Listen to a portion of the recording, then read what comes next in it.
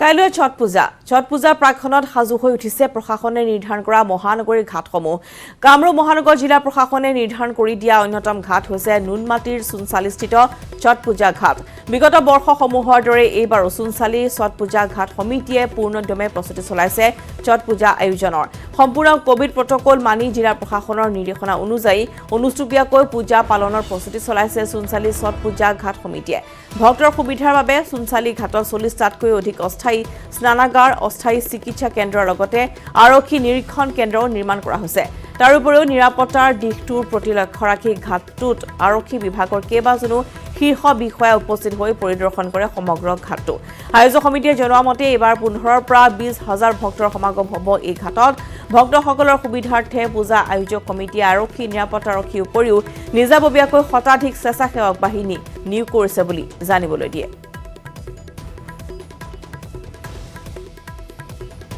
কিছুমান এতিয়া কোভিড-19ৰ পৰিপ্ৰেক্ষিততো কিছুমান আমি গাইডলাইন তেওঁলোকক দিছোঁ। আমি সম্প্ৰতি এখন মিটিঙো কৰিছোঁ আৰু লগতে ঘাটসমূহতো উপস্থিত হৈ আমি যিখিনি কোভিড-19ৰ প্ৰটকল যিখিনি মানিব লগা আছে ইতিমধ্যে প্ৰশাসনে জাৰি কৰিছে গাইডলাইনখিনি, সেইখিনি মানিব লাগিব আৰু আগৰ পৰা ছট পূজাৰ কাৰণে যিখিনি আমাৰ গাইডলাইন আছে সেইখিনি যাতে সকলো কাৰ্যকৰী হয় সেইটো কাৰণে আমি ঘাটসমূহ পৰিদৰ্শন কৰি কমিটিৰ যিকেইজন লোক আছে আমি তেওঁলোকক বুজাই দিছোঁ আৰু যাতে গোটেইখিনি নিয়াৰিকৈ সুকলমে ছট পূজাখিনি সম্পন্ন হয়।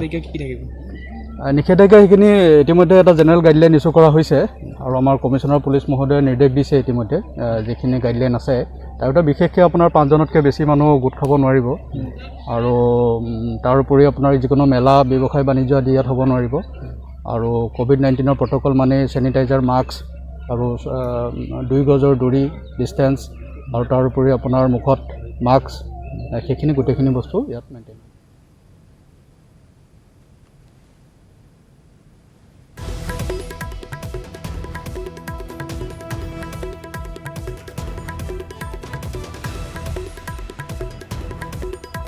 আৰু নুমলীগড়ৰ দৈনিক অব্যাহত আছে হাতী মানুহৰ সংঘাত।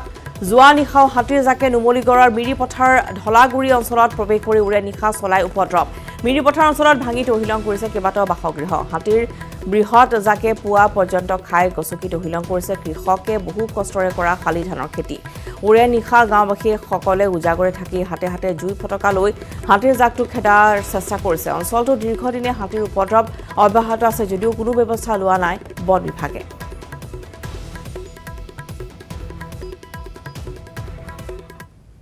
সোমাই আহি পেলাই ঘৰত লাগিলে আৰু ঘৰৰ ওচৰত এটামান ঘৰ ভাঙিলে আৰু মোৰ ঘৰকেইটা মানে ভালেমান গোটেইখিনি ভাঙি মেলি গোটেই চেছ কৰিলে। এতিয়া ঘৰটোত এতিয়া বনালে আমাৰতো পইচা পাতি নাই আৰু বাঁহৰ এটা দাম হৈ গ'ল ৬০-৭০ টকা। এতিয়া আমি পাম ক'ত? দুখীয়া নাই, আমি কাম কৰি খাওঁহে আজি হাজিৰা কৰি। আজি যদি মই ঘৰটো নবনালে এতিয়া থাকিম ক'ত ল'ৰা ছোৱালী লৈ? যিমানখিনি হাতী আছে ২০০ ভিতৰত হ'ব। এতিয়া সন্ধিয়া ৬টা বজাৰ পৰা আহি সোমাইছে, ৰাতিটো গোটেই থাকি এতিয়া ৰাতিপুৱা এয়া ওলাই আছে। বন বিভাগক খবৰ দিলে, খবৰো কৰিলেও নাহে। ইয়াত মানে মানুহৰ একদম অশান্তি। উঠিছো বাতৰি শেষ অংশলৈ। দুধনৈ চলিছে যুৱতী মহিলাৰ দুভৰিৰ যাদু। যুৱতী মহিলাসকলৰ মাজত ফুটবলৰ জনপ্ৰিয়তা বৃদ্ধিৰ লক্ষ্য আগত ৰাখি দুধনৈত অনুষ্ঠিত হ'ল মহিলা প্ৰীতি ফুটবল খেল। গাঁৱে ভূঞে থকা যুৱতী মহিলাসকলক ফুটবল তথা খেলৰ বাবে উৎসাহিত কৰাৰ মূল উদ্দেশ্যৰে আয়োজক সমিতিয়ে আয়োজন কৰিলে মহিলা ফুটবল খেল। গোৱালপাৰা মহিলা ফুটবল দল আৰু কোকৰাঝাৰ মহিলা ফুটবল দলৰ মাজত অনুষ্ঠিত হোৱা খেলখনত নিৰ্ধাৰিত সময়ত গোৱালপাৰা মহিলা ফুটবল দলে কোকৰাঝাৰক ৩-১ গ'লৰ ব্যৱধানত পৰাস্ত কৰে। এই বিশেষ খেলখন চাবলৈ দুধনৈ ৰাজহুৱা খেলপথাৰত কেইবা সহস্ৰাধিক ক্ৰীড়াপ্ৰেমীয়ে ভিৰ কৰে।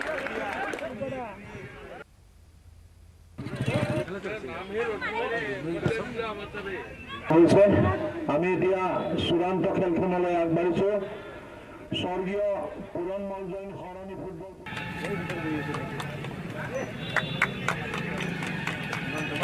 গোৱালপাৰা ডিষ্ট্ৰিক্টত ফুটবল খেলুৱৈ, মহিলা ফুটবল খেলুৱৈ এনেকুৱা আছে যদিও তেনেকুৱা ধৰণৰ সিমান হেৰি নাছিলে, ফ'কাছ হোৱা নাছিলে। আৰু আমি গোৱালপাৰা ক্ৰীড়া সন্থাৰ সাধাৰণ সম্পাদকৰ লগত যোগাযোগ কৰিলোঁ। তেওঁ হেনো এটা টীম মানে হেৰি কৰিছে, তৈয়াৰ কৰিছে আৰু কোকৰাঝাৰৰ এটা টীম এটা অলৰেডি আমাৰ চেঁচাপানী নেকত খেলা প্ৰদৰ্শন হৈও গৈছে। ভাল পাৰফৰ্মেঞ্চ দিছে। ছোৱালী ফুটবলাৰ যিবিলাক আছে গাঁৱে ভূঞে তেওঁলোকক এনকাৰেজ কৰাৰ কাৰণেই হওক, তেনেকুৱাকৈ এটা চিন্তা কৰিলোঁ আৰু সেই হিচাপে আমি মাতি দিলোঁ আৰু মানে আজি খেলখন প্ৰদৰ্শন কৰিলে মানে এক্সিবিশ্যন হিচাপে প্ৰদৰ্শন কৰা হ'ল আৰু যথেষ্ট ৰাইজে আমোদ পাইছে কাৰণ কিয় তেওঁলোকে ভাল পাৰফৰ্মেঞ্চ দিছে তেওঁলোকৰ যিটো পাৰফৰ্মেঞ্চ আজি দেখিছোঁ মানে ল'ৰাৰ লগত টক্কৰ দিব পৰাকৈ ষ্ট্ৰাইকাৰ গোৱালপাৰা টীমৰ যিটো ষ্ট্ৰাইকাৰ মানে ভাল খেলিছে কেইজনমান ভাল খেলিছে এতিয়া সামকথা নাই অসম মিজোৰাম সীমান্তৰ উত্তেজনা বুধবাৰে সীমান্তৰ পৰিস্থিতি বুজ ল'লে কাছাৰ উপায়ুক্ত 8 ঘণ্টাত 25 কিলোমিটাৰ সীমান্তক অঞ্চল খোজকাঢ়ি পৰিস্থিতিৰ বুজ ল'লে উপায়ুক্তগৰাকীয়ে উল্লেখযোগ্য যে কেন্দ্ৰীয় গৃহমন্ত্ৰী গৃহ সচিব পৰ্যায়ৰ আলোচনাৰ পিছতো এতিয়াও কোনো ধৰণৰ সমাধান সূত্ৰ উলিয়াব পৰা নাই অসম মিজোৰাম সীমান্তৰ উচ্চ পৰ্যায়ৰ আলোচনাৰ পিছতো আগ্ৰাসী মনোভাৱ গ্ৰহণ কৰিছে মিজোৰামে আৰু সেয়েহে অসমৰ সীমান্তৰ যিসকল লোক তাত বসবাস কৰি আছে তেওঁলোকৰ অৱস্থাৰ বুজ লয় আৰু মিজোৰাম সীমান্ত অসম মিজোৰাম সীমান্ত পৰিদৰ্শন কৰে কাছাৰৰ উপায়ুক্তই 8 ঘণ্টাত 25 কিলোমিটাৰ সীমান্ত অঞ্চল খোজকাঢ়ি এনেদৰে পৰিস্থিতিৰ বুজ লয় উপায়ুক্তগৰাকীয়ে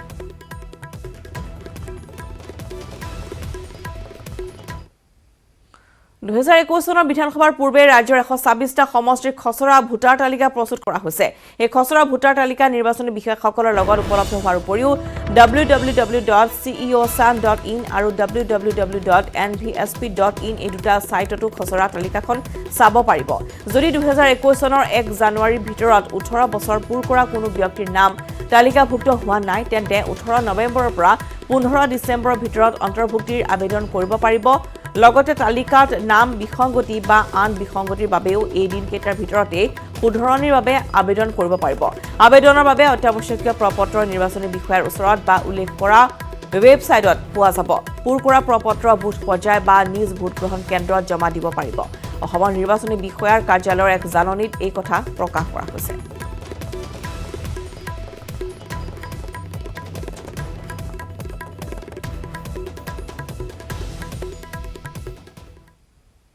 দিছপুৰত হিমন্ত উৎখাতৰ হুংকাৰ হাগ্ৰামা বিটিসি নিৰ্বাচনৰ পিছতে উৎখাতৰ হুংকাৰ নিৰ্বাচনী সভাত এই মন্তব্য হাগ্ৰামা মহিলাৰে বড়োলেণ্ডত দুখনো আসন নাপায় গেৰুৱা বাহিনীয়ে পৰিষদীয় নিৰ্বাচনৰ পিছত হিমন্ত বিশ্ব শৰ্মা দিছপুৰৰ পৰা বাহিৰ হ'ব বুলি মন্তব্য হাগ্ৰামা মহিলাৰে পৰিষদীয় নিৰ্বাচনৰ পিছত বিপিএফে আৰম্ভ কৰিব দিছপুৰ চলো অভিযান কুশাকাটি হাইস্কুল খেলপথাৰত হাগ্ৰামা মহিলাৰে পুনৰবাৰ মন্ত্ৰী হিমন্ত বিশ্ব শৰ্মাক আক্ৰমণাত্মক হৈ পৰে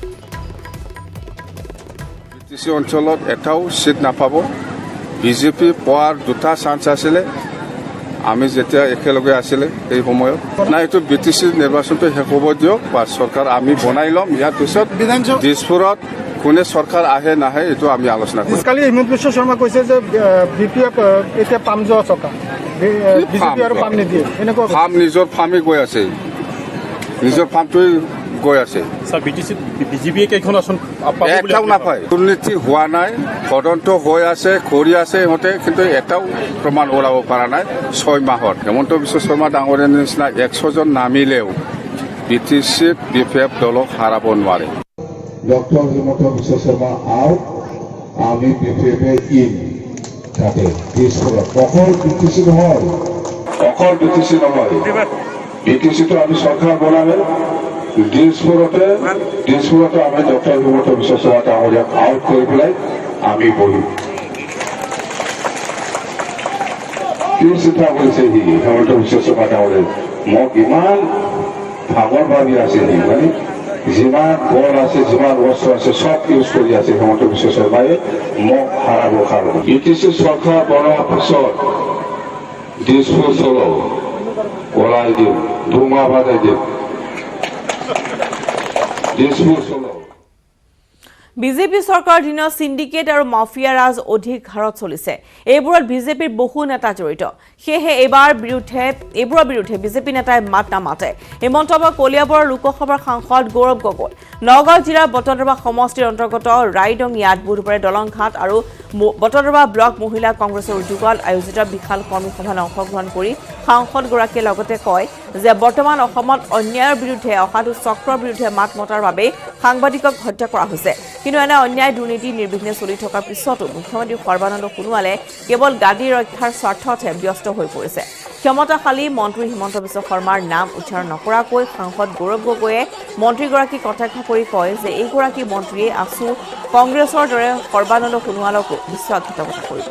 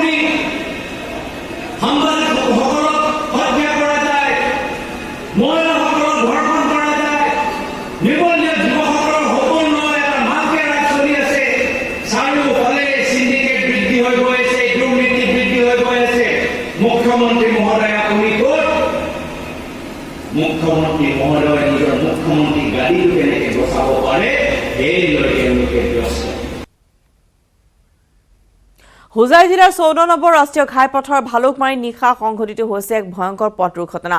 টাটা নেক্সা আৰু ট্ৰেক্টৰৰ মাজত সংঘটিত হোৱা মুখামুখি সংঘৰ্ষত কোনো লোক হতাহত হোৱা নাই যদিও বাহন দুখনৰ বিস্তৰ ক্ষতিসাধন হৈছে। দুৰ্ঘটনাস্থলীত শংকৰদেৱ নগৰ আৰক্ষী উপস্থিত হৈ জব্দ কৰিছে দুৰ্ঘটনাত পতিত হোৱা গাড়ী দুখন। দেখুৱাইছো এক ভয়ংকৰ পথ দুৰ্ঘটনা হোজাইত 14 নম্বৰ ৰাষ্ট্ৰীয় ঘাইপথৰ ভালুকমাৰীত সংঘটিত হৈছে নিশাৰ ভাগত এই ভয়ংকৰ পথ দুৰ্ঘটনাটি, য'ত এখন টাটা নেক্সা আৰু ট্ৰেক্টৰৰ মাজত হৈছে মুখামুখি সংঘৰ্ষ। সৌভাগ্যবশতঃ কোনো লোক হতাহত হোৱা নাই যদিও বাহন দুখনৰ বিস্তৰ ক্ষতিসাধন হয়। দুৰ্ঘটনাস্থলীত শংকৰদেৱ নগৰ আৰক্ষী উপস্থিত হৈ জব্দ কৰিছে দুৰ্ঘটনাত পতিত হোৱা গাড়ী দুখন।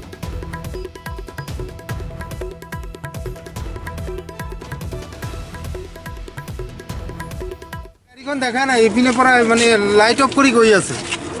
ৰং চাইডত আছিলে ৰং সাইডত আছিলে মানে গাড়ীখন কি গাড়ী আছিল? ইহঁতৰ না ট্ৰেক্টৰ ট্ৰেক্টৰ আপোনাৰ গাড়ীৰ লগত মুখামুখি সংঘৰ্ষ আমাৰ মুখামুখি নহয়, আমি সাইড কাটি এটা সাইড লাগি গৈছে, পুৰা ডেমেজ হ'ল গাড়ীখন পুৰা ডেমেজ হ'ল। 54 নং ৰাষ্ট্ৰীয় ঘাইপথৰ ওপৰত এখন ট্ৰেক্টৰ গাড়ী ৰং সাইডত আহি মুখামুখি সংঘৰ্ষ। এক ব্ৰেকিং নিউজ। ভাৰত পাকিস্তানৰ সীমান্তত 4 পাক সন্ত্ৰাসবাদীক হত্যা। জম্মুৰ নাগৰোটাত সেনা গুলীত নিহত হৈছে জেইছ-ই মহম্মদৰ 4টাকৈ সন্ত্ৰাসবাদী। নাগৰোটাৰ বানটোল প্লাজাত হোৱা সংঘৰ্ষত নিহত হয় সন্ত্ৰাসবাদীকেইটা। জম্মুৰ পৰা শ্ৰীনগৰলৈ এখন ট্ৰাকত গৈ আছিল সন্ত্ৰাসবাদী দলটো। সংঘৰ্ষত এজন জোৱান আহত হৈছে। পুনৰবাৰ জনাইছো যে ভাৰত পাকিস্তানত সীমান্তত 4 পাক সন্ত্ৰাসবাদীক হত্যা কৰা হৈছে। জম্মুৰ নাগৰোটাত সেনাৰ গুলীত নিহত হৈছে জেইছ-ই মহম্মদৰ 4 দুৰ্ধৰ্ষ সন্ত্ৰাসবাদী। নাগৰোটাৰ বানটোল প্লাজাত হোৱা সংঘৰ্ষত নিহত হৈছে সন্ত্ৰাসবাদীকেইটা। জম্মুৰ পৰা শ্ৰীনগৰলৈ এখন ট্ৰাকত গৈ আছিল সন্ত্ৰাসবাদীৰ দলটো। সংঘৰ্ষত এজন সেনা জোৱান আহত হৈছে।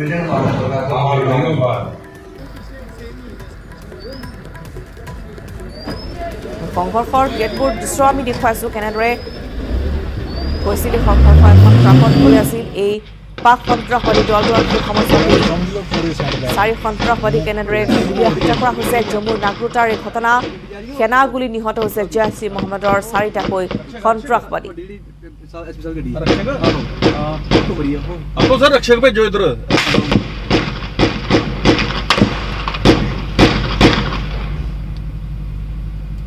ਉਹਦਾ ਉੱਪਰ ਇਹ ਵੀ ਖੁੱਲੀ ਜਾਂਦਾ